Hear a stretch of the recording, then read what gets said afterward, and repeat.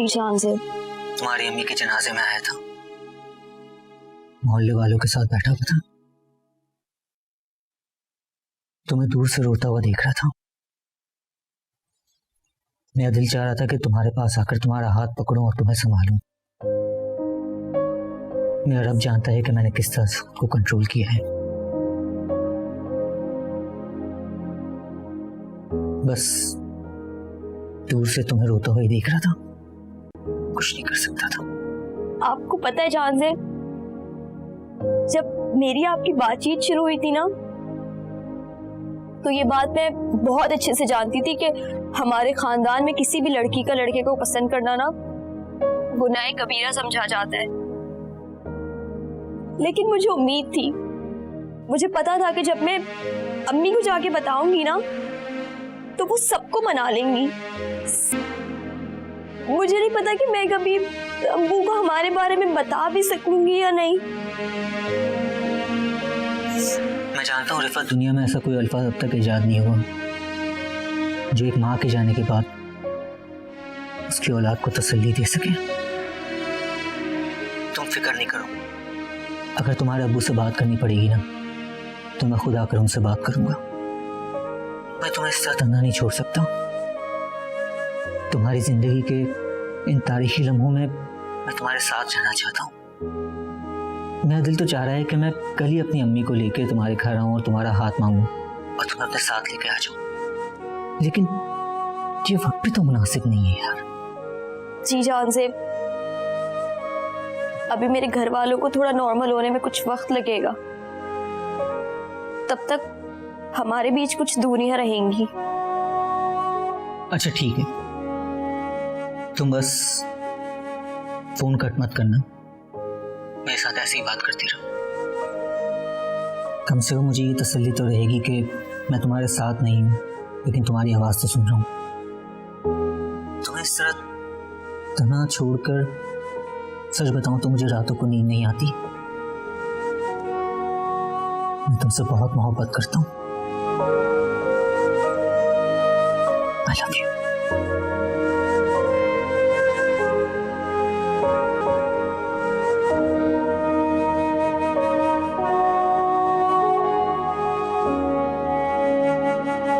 इसको लगाएगी ना तो एक दिन में गोरी हो जाएगी। ये जो लड़के वाले होते हैं ना, पहले लड़की का हुस्न और उसकी खूबसूरती देखते हैं, पढ़ाई लिखाई के बारे में तो बातें पूछते हैं।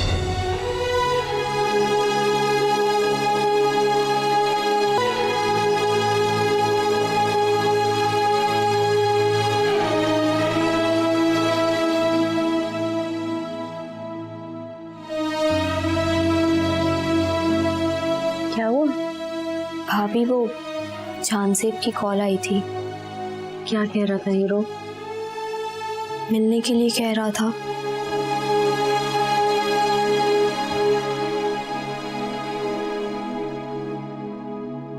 पता, जब आप किसी से इतना प्यार करते हैं ना और उनका दिल दुखा हुआ हो तो बस नहीं चलता कि उड़ के उनके पास पहुंच जाए। भाभी, हमारे रिश्ते का वाहिद सहारा अम्मी थी। मुझे नहीं पता कि अब मेरे और जानसेब के रिश्ते के अब्बू से बात कौन करेगा। रिफत, मैं तुमसे इतना वादा जरूर कर सकती हूँ कि सही वक्त आने पे मैं खुद ये जिम्मेदारी उठा लूँ। मैं बात करूँगी पापा से, लेकिन पता अभी ना सबसे ज्यादा मुझे बाबा की टेंशन है। कहीं ना कहीं वो खुद को ब्लेम कर रहे हैं अम्मी के जाने के लिए। अरसान की भी सोच उनसे कोई मुख्तलिफ नहीं है। वो कोई मौका नहीं जाने देता यार बाबा को ये रिमाइंड कराने का कि उनका कसूर है। अरसलान भाई बिल्कुल ठीक कह रहे हैं। कहीं ना अम्मी की मौत के जिम्मेदार अब्बू ही हैं। अम्मी जो इज्जत, जो मोहब्बत डिजर्व करती थी, अब्बू ने उनको आज तक दी नहीं। कभी कभार कपड़े दिला दिए, कभी दिल चाहा तो बात कर ली, अपनी कोई जरूरत की चीज मांग ली, बस। ये प्यार तो नहीं है भाभी।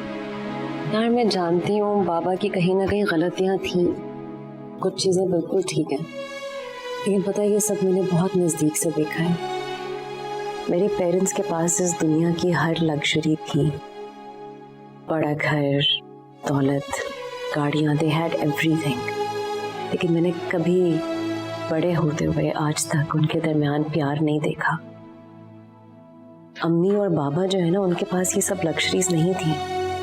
तुम लोग कहते हो कि तुम लोगों ने कभी उनके दरमियान प्यार नहीं देखा, लेकिन मैंने देखा। शायद बाबा का प्यार दिखाने का तरीका मुख्तलिफ हो। देखो रिफत, अगर ये सब कुछ ना होता तो 1 महीना हो गया अम्मी को गए हुए।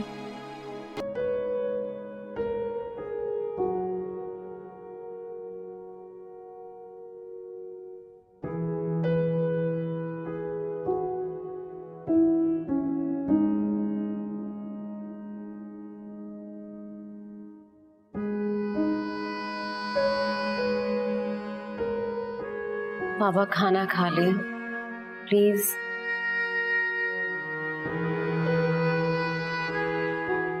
भूख नहीं है बेटा मुझे। बाबा, अम्मी के जाने के बाद आप सबका ख्याल रखने की जिम्मेदारी तो मेरी है ना।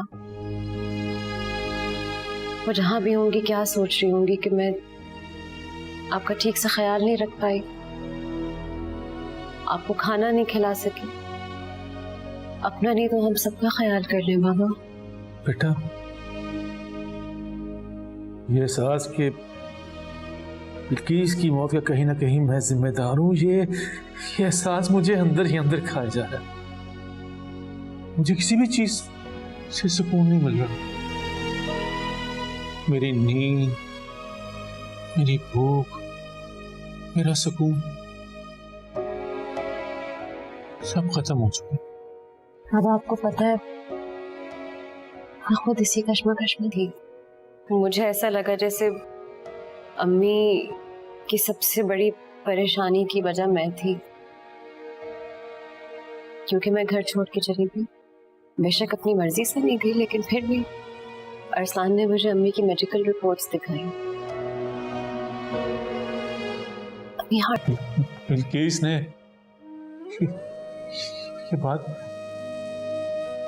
हमसे क्यों छुपा? बाबा, हम सबसे ज्यादा आप बेहतर जानते थे अम्मी को। उन्होंने कभी हम सबको तो छोड़े, कभी आपको भी अपनी तकलीफ का अंदाजा होने दिया ताकि आप ठीक रहे। उन्होंने कभी अपनी तकलीफों के बारे में कुछ बताया ही नहीं। सारी जिंदगी आपके नाम कर दी। आप इसको बेशक उनकी कुर्बानी समझें आपके लिए, लेकिन हमें कुछ तो एहतराम करना चाहिए ना। अपनी बेटी समझ के आप कहना मान लीजिए मेरा।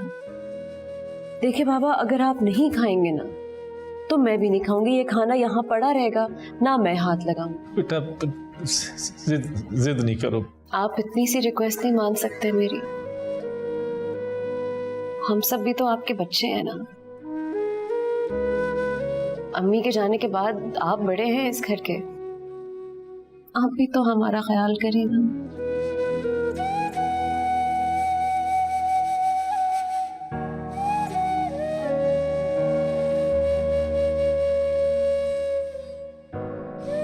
इधर बैठ। आप खाएं, पहले मैं देखूंगी। आप खाएंगे फिर मैं खाऊंगी।